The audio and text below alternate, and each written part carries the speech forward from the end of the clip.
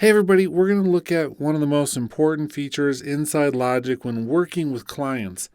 And this is only half serious, but it's also a really good feature to know if you're working with clients.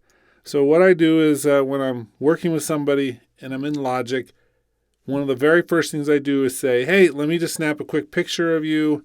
Just do it against a blank wall or something like that. And then it's really easy. Once you transfer that photo over to your computer, let's crop it down just a little bit so that I'm going to do Command K to crop it so that it's mostly just the white background. And then I'm going to Inside Preview, select like this and hit Delete. Like delete. I'm just doing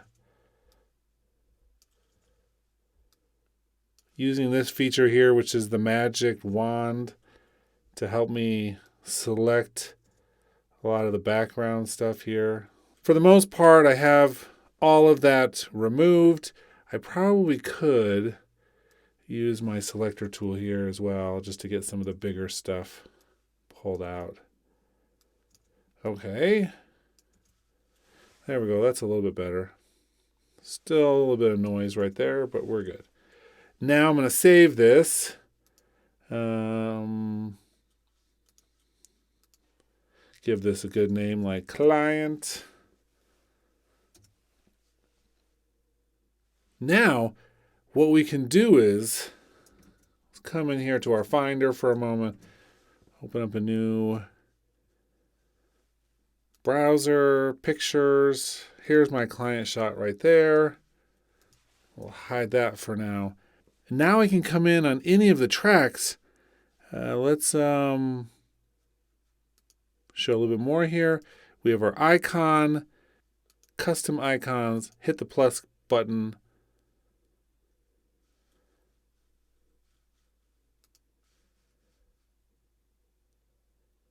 Click open. And now we bring it in. So here's why I did a few of those steps. You may have been wondering why I was editing the background a little bit. But now, if you get a nice clean edit, the head just is part of Logic, and it's all that background is cut out if you do it that way inside Preview. This way, you have a track, and you can put the client's face right on here. If they have like an instrument that they're using and you want to remember what the instrument looks like for the future times you're working on the session, if you have a setup you want to do and you want to have a visual reminder of what that looks like, you can use the same technique for all of those things.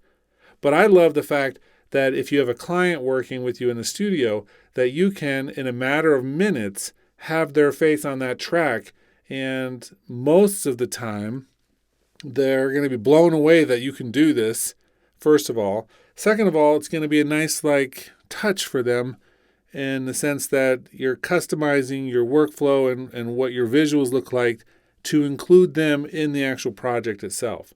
So it's super easy just to add this little personal touch. It's going to be something that they remember, and it's going to be something that in the future could help you remember as well exactly what's going on. Now, the other thing we could do, and I was going to do that a second ago. Let me load up. On my second screen, I've got the same thing happening over here. You can just click and drag it on at the same time. You don't just have to hit the plus button. Now, I've already got it in there, so it's not like it's going to show up. For instance, I was doing a project, a cooking show, and I could bring in a picture of Doug, who is part of the cooking show, and he could be right there, front and center now on that track. But I do like the fact that you can do the transparency so that it looks like, it really just belongs on that track now instead of taking up a whole square and having a lot of extra stuff there.